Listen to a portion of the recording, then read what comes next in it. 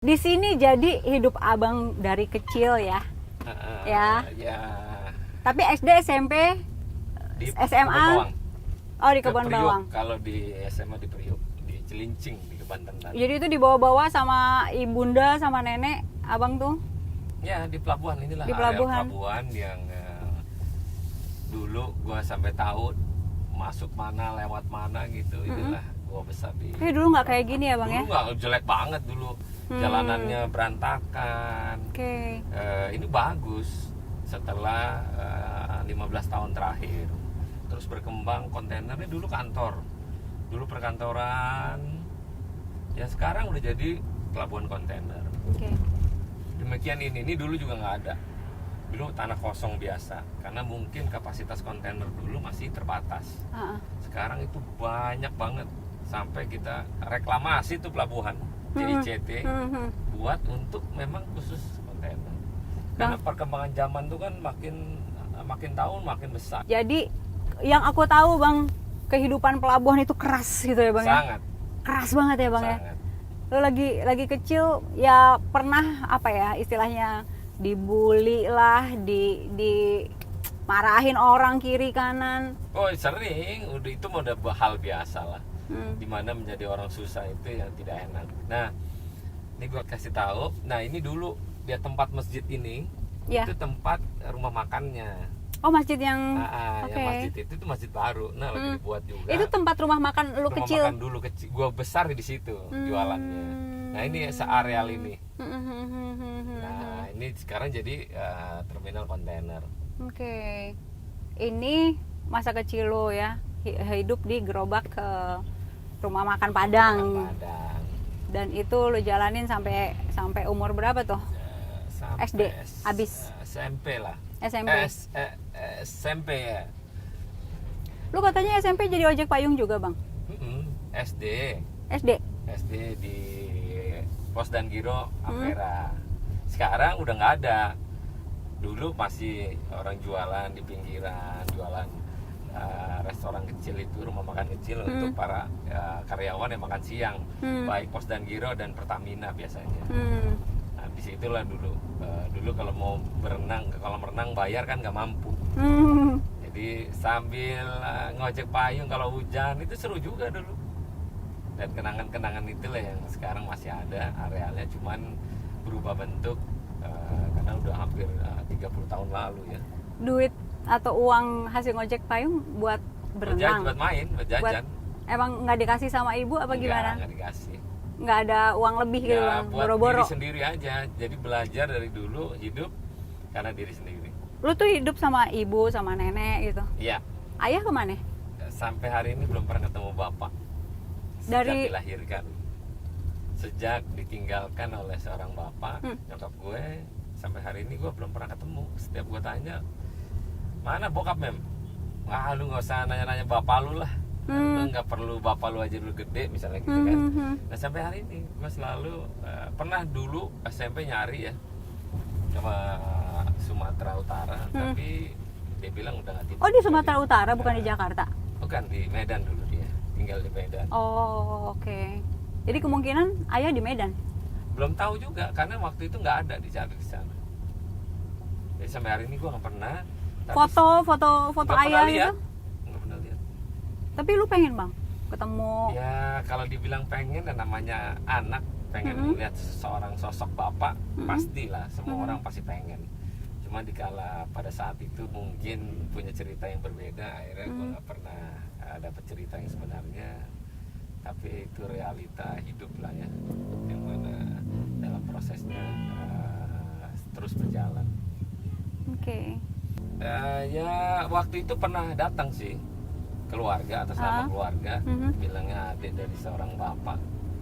Tapi gue cuma bilang kenapa selama ini gue tidak diakui gitu. Kenapa sekarang mengakui gue sebagai seorang ponakan atau sebagai seorang anak. Dan itu membuat gue sebagai kecewa. Sejak itu dia nggak kembali lagi untuk mau ketemu sama gue gitu. Oke. Nah, sangat disayangin sih dikala kita dibuang pada saat kita pada momen yang cukup mungkin bahkan lebih, baru penampakan diri. Nah, ini susah. Jadi kita jangan punya pedoman hidup bahwa hanya dikala senang orang datang, dikala susah tidak pandang, belajar merasakan apa yang dirasakan orang lain, tapi tidak merasa bahwa kita adalah seseorang yang luar biasa. Toh hidup ini tidak bisa dibawa mati, apapun yang kita miliki. Wow. Orang tuh banyak yang lupa bagian-bagian situ tuh, Bang. Dipikir bakal hidup seterusnya. Ya, kenapa gue bisa mengatakan itu? Karena gue menjalani realita hidup itu. Gitu. Oke. Nah, ini dulu tempat gue kerja, Pertamina, kerja tongkang minyak gue. Oke, sebelah kiri ya? Sebelah kiri, sampai ke sana. Jadi kalau mau ke kapal tongkang itu ada pelabuhannya sendiri, dan selalu gue lewat situ. Nah, ini cerita-cerita. Kantor lu yang mana? Kantor nanti kita lewati. Oh, oke. Terus cerita-cerita apa? Banyak cerita yang gue sampaikan ini adalah realita hidup yang gue jalanin. Iya, Bang. Jangan menjustifikasi orang melihat gue pada posisi terakhir ini gitu. Nah, itu yang kebanyakan orang, dan gue mesti jelasin bahwa realita hidup yang gue jalanin sampai hari ini adalah perlu perjuangan yang tidaklah mudah, tapi alhamdulillah menikmati dalam proses hidup yang cukup panjang. Lu segala macam dijalani ya, Bang ya? Iya. Mulai dari ya lagi kecil ojek payung ya, semir sepatu juga iya gitu ya, Bang ya. Terus dari supir ke supir, diusir sama om gue dari rumah nenek gue dan tinggal di rumah om gue. Diusir kenapa ya, Bang? Nggak tahu lah, om gue masih ada. Dan kita masuk tol. Iya. Mau lihat kantor lo dulu? Kantor gue dulu. Oke, sip. Nggak tahu kenapa dulu diusir, baju gue dibuang dari lantai 2 ke bawah gitu. Suruh pergi? Diusir, dan akhirnya gue tinggal di rumah gue punya om, dan di rumah om gue itulah gue belajar tinggal di rumah, karena di rumah emak gue posisinya rumah kecil, di rumah emak gue ditampung lah gue sama om gue. Om gue masih hidup, orang kerja di salah satu pegawai negeri, Menteri Keuangan. Oke. Tiap subuh nyuci bersihin dapur, nyuci mobil, manasin mobil gitu ya. Dan ya alhamdulillah terus-terusan gitu. Sambil nyuci, sambil ngelap, sambil mimpi kapan gue beli mobil. Dalam keadaan duduk, mimpi kapan nih gue punya mobil kayak gini. Makanya ada beberapa mobil tua yang dulu pada saat itu gue pengen, tapi memang keadaan nggak mungkin, cuma pengen aja. Gue beli mobilnya, gue rapihin, gue cat. Nah, itulah jadi bahan cerita sebenarnya. Oh gitu. Di mana sekarang tuh barang? Ada di satu garasi yang gue simpen. Nah, jadi satu kenangan lah. Kayak memorabilia kehidupan gitu ya. Jadi di mana pada saat itu gue cuma bisa hanya ngelihat, tapi sekarang mobil itu ada di garasi gue. Waduh. Jadi apa yang lu mimpiin waktu itu lu beli, gitu. Ada nggak tempat kerja lu dulu, misalnya dulu gue kerja di sini gue beli gitu? Oh enggak, gue dulu pernah jadi melamar jadi sales di KBN. Ya satpam kalau di KBN. Pernah daftar. Diterima? Enggak diterima. Terus pernah daftar sales Ajinomoto. Masih ada tuh. Diterima? Enggak diterima. Enggak diterima juga. Terus?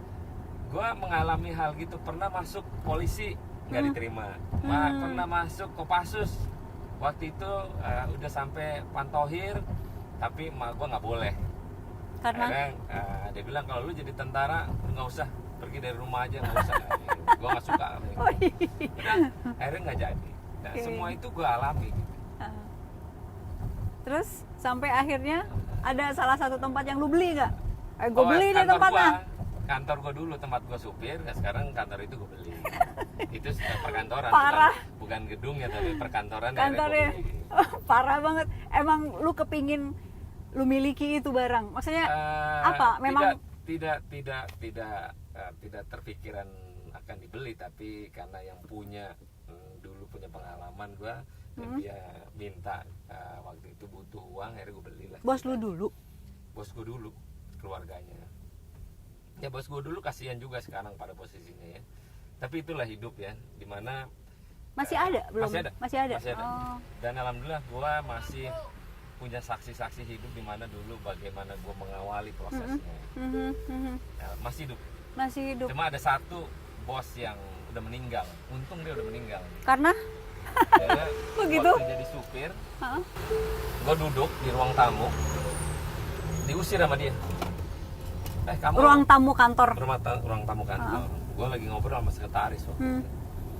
Kamu duduknya jangan di sini, kamu supir katanya. Kamu duduknya di luar. Dan itu sampai hari ini gue masih ingat terus bahwa suatu ketika gue akan jadi kayak dia. Dimana kalau orang duduk, sekalipun supir misalnya di kantor gue, silahkan duduk dimanapun dia mau.